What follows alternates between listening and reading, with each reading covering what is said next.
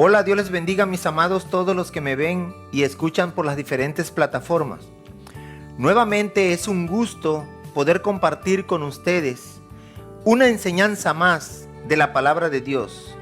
Hoy tenemos el tema, la universalidad de la muerte.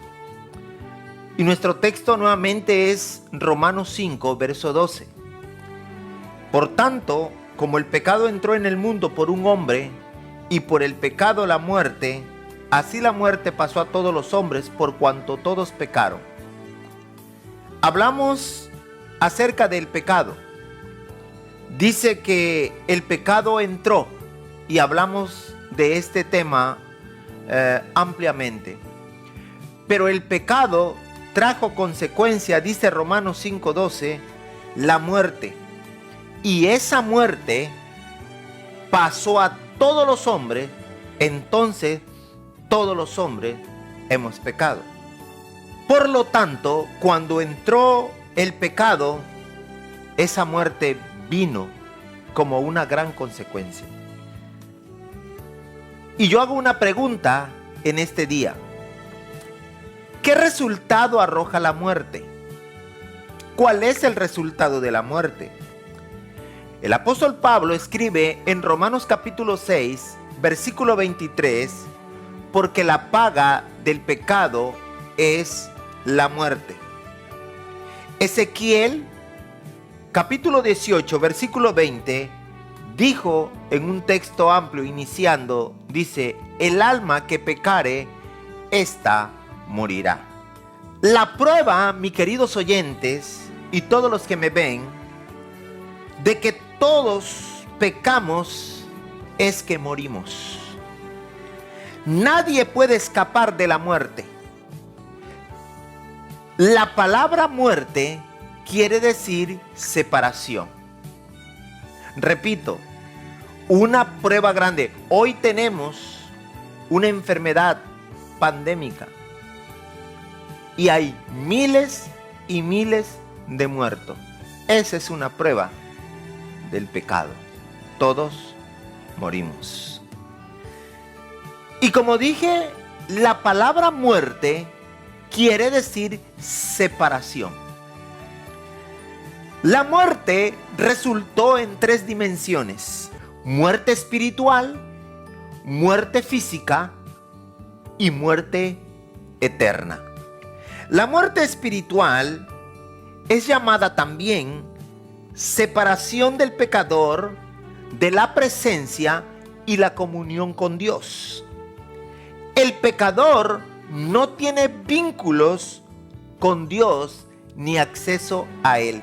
Cuando Adán pecó, se separó de Dios, se escondió, recuerden ustedes, no tuvo esa relación y esa comunión con Dios cuando capítulo 2 de Génesis hablaba de una relación de comunicación con Él, principalmente con ese hacedor de su vida.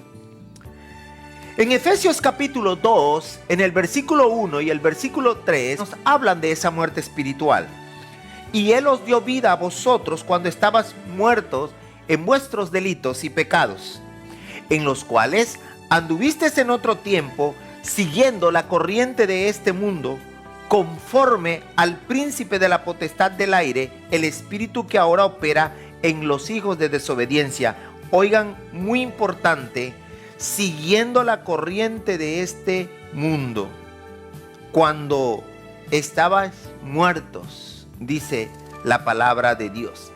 En el versículo 3 dice, entre los cuales también todos nosotros vivimos en otro tiempo en los deseos de nuestra carne, haciendo la voluntad de la carne y de los pensamientos, y éramos por naturaleza hijos de ira, lo mismo que los demás. En el capítulo 2, en ese mismo capítulo, y en el verso 12 dice, en aquel tiempo estabais sin Cristo, alejados de la ciudadanía de Israel y ajenos a los pactos de la promesa, sin esperanza y sin Dios en el mundo. En el capítulo 4, en el versículo 17 y 18, Dice el apóstol: esto pues digo y requiero en el Señor, que ya no andéis como los otros gentiles que andan en la vanidad de su mente, teniendo el entendimiento entenebrecido, ajenos de la vida de Dios, por la ignorancia que en ellos hay, por la dureza de su corazón. Y oigan, muy importante, ajenos de la vida de Dios. Esa es muerte espiritual.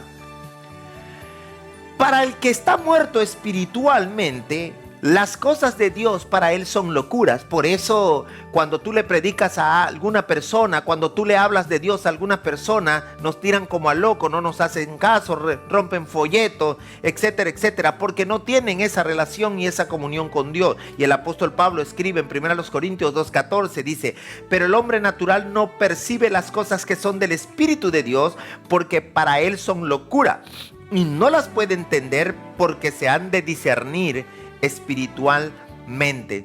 Cuando el Señor Jesucristo tuvo una plática con Nicodemo allá en Juan 3:6, el Señor le dijo: lo que es nacido de la carne, carne es, y lo que es nacido del Espíritu, Espíritu es. Por eso, cuando hablamos de la muerte espiritual, es imposible regenerar al hombre por conducta o moral. A alguien que no ha nacido de nuevo no se le puede regenerar por conducta o por moral. Hablaremos más adelante cómo puede ser esta transformación. La segunda muerte, la segunda dimensión de la consecuencia de la muerte, es la muerte física. La muerte física es separación de la persona de su cuerpo, o sea, separación física del mundo físico. La Biblia dice que Adán vivió 930 años y luego murió. El diablo lo engañó, porque siempre murió. En Génesis capítulo 5, versículo 5, nos dice ahí el texto. La tercera muerte es la muerte eterna. Y esta es la separación eterna de Dios. Es en esta muerte el destino final del pecador, llamada también segunda muerte. En Apocalipsis capítulo 20, versículo 14 al 15 dice: y la muerte y el Hades fueron lanzados al lago de fuego. Esta es la muerte segunda. Y el que no se halló inscrito en el libro de la vida fue lanzado al lago de fuego. Apocalipsis 21:8.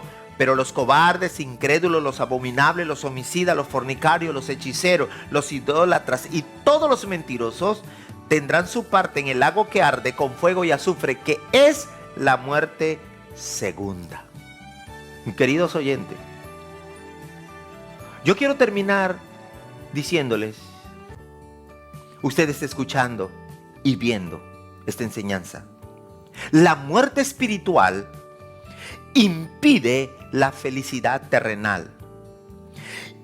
Y en esta muerte existe un gran vacío, porque el hombre la quiere llenar con dinero, con placeres, con sexo, con mujeres, etc.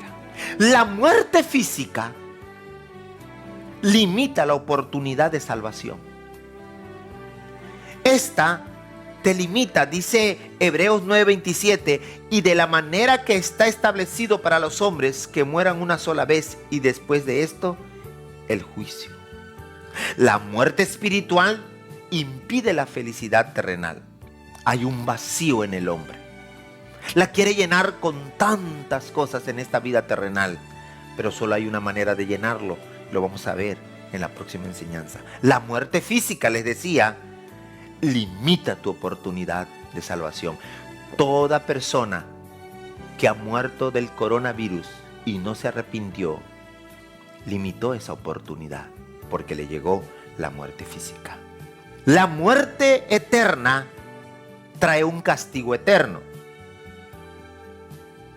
una separación eterna, como vimos anteriormente. Mis queridos oyentes, todos los que me ven, el cristiano no tiene miedo a la muerte. Estamos seguros en Cristo.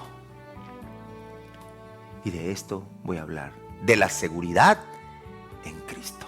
Porque yo quiero que tú que me ves y me escuchas, tengas seguridad en Él. Señor, gracias. Porque sin lugar a duda el pecado trajo consecuencia a la muerte en 3 dimensiones: física, espiritual y eterna. Pero Señor, ayúdanos y enséñanos en la próxima a saber la vida en Cristo. Gracias. En el nombre de Jesús. Amén. Hasta la próxima. Dios les bendiga a cada uno de ustedes.